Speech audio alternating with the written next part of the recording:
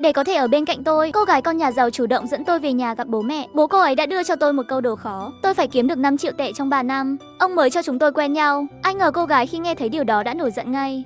Phải đi tìm bố để tranh luận. 3 năm kiếm 5 triệu. Ông ấy đang cố tình làm khó anh rồi. Không được, em còn phải đi nói chuyện với ông ấy. 3 năm kiếm 500.000 tệ là được rồi. Nói xong cô ấy chuẩn bị đi tìm ông Ngô Chiết. Tôi vội kéo cô ấy lại. 3 năm kiếm 500.000 tệ. Chắc chắn chú Ngô không đồng ý đâu. Anh đã hứa rồi. Em đừng quan tâm gì hết. Yên tâm, anh sẽ cố gắng. Yên tâm cái đéo gì. Kiếm tiền không phải là chuyện có thể thành công bằng cố gắng.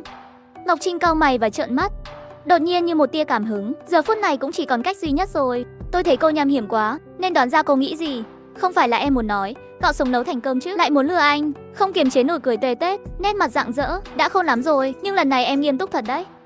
Tiểu thư, có khách đến nhà chơi. Ông Ngô yêu cầu cô qua đó một chút. Lúc này một người hầu nhanh chóng chạy tới. Cứ từ từ, khách quan trọng hơn bạn trai tương lai sao? Cô lẳng lặng nhìn tôi một cái, cười tươi tắn gật đầu. Đúng đó, nhưng ông Ngô nói cô phải qua một chút. Vì khách này trước giờ chưa từng đến đây. Có vẻ rất quan trọng đấy. Nhanh đi, đừng làm lỡ công việc quan trọng. Đi cùng em đi. Là ai vậy nhỉ? Mà cần tôi phải ra đón tiếp. Không mất bao lâu, tôi và Ngọc Trinh đến ngoài phòng khách. Vừa bước ra cửa thì thấy trong phòng khách có một ông già mặc đơn sơ, tóc bạc ngồi, ngoại hình bình thường, thân hình hơi gầy nhưng da mặt hồng hào, đôi mắt sáng ngời, tinh thần minh mẫn. Ông già này là ai vậy? Ông già kia cũng ngay lập tức đứng dậy khỏi ghế sofa, đôi mắt đen sáng ngời, nhìn Ngọc Trinh. Cái cách ông già nhìn Ngọc Trinh sao còn mang chút vị kính trọng. Ngô Chiết không trả lời câu hỏi của Ngọc Trinh, nhưng nhìn Hồ Lan một cái. Hồ Lan dường như hiểu ý Ngô Chiết, nên nói với ông già, vậy các anh nói chuyện đi. Đã gần giờ ăn rồi, tôi đi xem món ăn có xong chưa. Võ Tổng thích món gì? Không biết cậu có muốn đi bếp xem nguyên liệu không? Ý nghĩa ẩn sau là muốn tôi lui ra. Tôi cũng gật đầu và ra ngoài cùng Hồ Lan. Chắc họ có việc quan trọng cần bàn bạc. Ông già kia luôn cho tôi cảm giác bí ẩn. Sau đó tôi liền rời đi. Ngày hôm sau là ngày khai trương quán mới. Điều khiến tôi bất ngờ là lượng khách rất đông. Đến 4 giờ chiều quán đã kín chỗ ngồi. Tôi bận rộn phục vụ khách trong cửa hàng. Tôi nghe ngoài kia có vẻ có tiếng cãi vã, vội vàng chạy ra xem. Xin lỗi chủ quán, tôi đã gây rắc rối cho anh. Càng nghe chị Vương nói thế tôi càng tức giận. Chị Vương hãy vào rửa mặt đã. Tiểu Lý dẫn chị Vương vào. Ngay sau đó Béo và Tiểu Lý cũng chạy ra. Anh Võ Tổng, chị Vương sao thế? Ai đánh chị ấy? Làm sao mà đánh? Muốn đánh à? Anh chàng nói xong bỗng nhiên đập mạnh cái bàn đứng dậy. Vài anh chàng trẻ bên cạnh cũng đứng dậy theo. Đừng nóng giận, trước hãy dẫn chị Vương vào rửa mặt. Mắt chị ấy bị tạt chất cay làm cho đau. Tiểu Lý nắm tay chị Vương, vừa sắp dẫn vào thì anh chàng côn đồ bỗng kéo mạnh áo chị Vương. Mày đi đâu? Tao cho mày đi chưa? Không khom xuống gõ đầu 3 tiếng. Thì mày đừng mơ ra khỏi đây nửa bước. Đúng lúc đó tôi nắm chặt cổ tay hắn, dùng sức quấn mạnh. Hắn sững sờ đau đớn. Thả ra, tôi liền đá thẳng lên.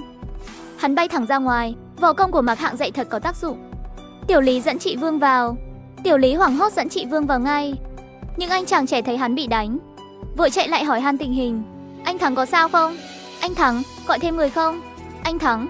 Sau đó điện thoại di động của tôi reo lên. Tôi sắp lấy điện thoại ra nghe thì một chiếc siêu xe dừng lại bên đường. Rồi Chu Băng xuống xe. Đầu tiên hắn nhìn Lưu Thắng, sau đó mới đi lại phía tôi. Võ Tổng, Lưu Thắng là bạn tôi, hãy thông cảm cho tôi. Trước hết hãy thả anh ấy ra. Sự xuất hiện của Chu Băng lúc này không phải là tình cờ. Thả hắn ra cũng được, nhưng anh phải nói cho tôi biết chuyện này do ai sắp xếp. Có phải do anh hay là Hạ Vũ Hà? Khi nghe thấy điều này, Chu Băng nhướng lông mày. Anh nghĩ là ai thì là người đó. Tôi sẽ cho Lưu Thắng xin lỗi anh. Phần bồi thường cần trả sẽ trả đủ cho anh. Như vậy anh có hài lòng chưa? Cửa hàng mới khai trương, tôi không muốn ảnh hưởng đến kinh doanh sẽ thiệt thòi.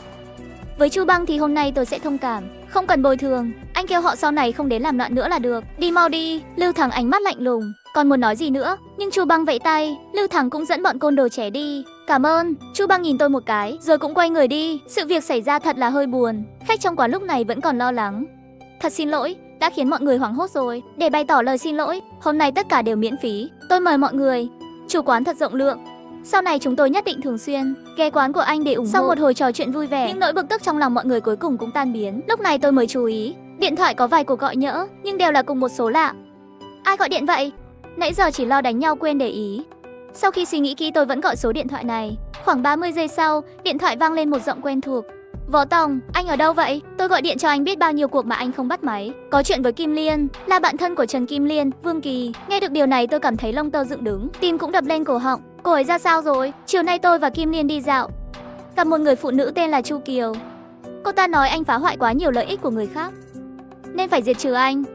Nếu Kim Liên muốn bảo vệ anh an toàn, thì phải dùng chính mình để đổi lại. Kim Liên quá ngu, biết rõ đó là âm mưu, nhưng vẫn đi theo cô gái kia. Tôi vội thông báo cho ông Trần. Số điện thoại của anh cũng do ông ấy cho tôi. Ban đầu tôi muốn gọi điện cho Kim Liên, nhưng gọi liên tục mấy cuộc đều không ai nghe. Lúc đó Võ Tòng Anh đang làm gì vậy? Trần Kim Liên bị Chu Kiều đưa đi rồi, và cô ấy bị đưa đi vì muốn cứu tôi. Giận dữ dâng trào, tôi sắp nổ tung rồi. Hóa ra là anh em Chu Băng đang giăng bẫy. Một bên cho Lưu Thắng đến gây rối, một bên bí mật bắt cóc Trần Kim Liên. Gây rối chỉ là màn che mắt, mục đích thực sự là đối phó với Trần Kim Liên.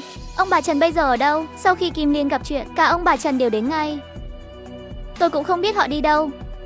Cuối cùng tôi trình báo cảnh sát, nhưng hiện tại chúng tôi vẫn chưa tìm thấy tung tích của Kim Liên và họ. Hy vọng họ không sao. Chúng ta hãy tách ra tìm kiếm. Cô đi xem ở nhà Trần xem họ về chưa. Tôi sẽ đi tìm Chu Kiều. Tôi tìm số điện thoại của Chu Kiều gọi qua, nhưng Chu Kiều đã chặn số của tôi. Tôi lại tìm số của Chu Băng, nhưng kết quả vẫn như cũ. Chu Băng đã chặn số tôi. Dù Chu Kiều là phụ nữ, nhưng từ bé đã tiếp xúc việc xấu. Cô ta dám làm mọi việc. Nếu Kim Liên có mệnh hệ gì, tôi sẽ không tha thứ cho chính mình suốt đời. Tôi lo lắng khôn nguôi, bỗng nhiên nghĩ đến Hạ Vũ Đình, vội vàng tìm số điện thoại gọi cho cô ấy nghe toàn bộ câu chuyện. Tôi có thể giúp gì cho anh? Chưa có tin về gia đình Kim Liên. Anh em nhà Chu không nghe máy, tôi không biết tìm ở đâu. Chờ điện thoại của tôi, anh em nhà Chu chặn số tôi rồi, nhưng chắc chắn họ không dám chặn số Hạ Vũ Đình. Vài phút sau, điện thoại của Hạ Vũ Đình gọi đến. Có tin tức gì chưa? Chu Kiều nói, họ đã thả gia đình Kim Liên ra cách đây vài giờ.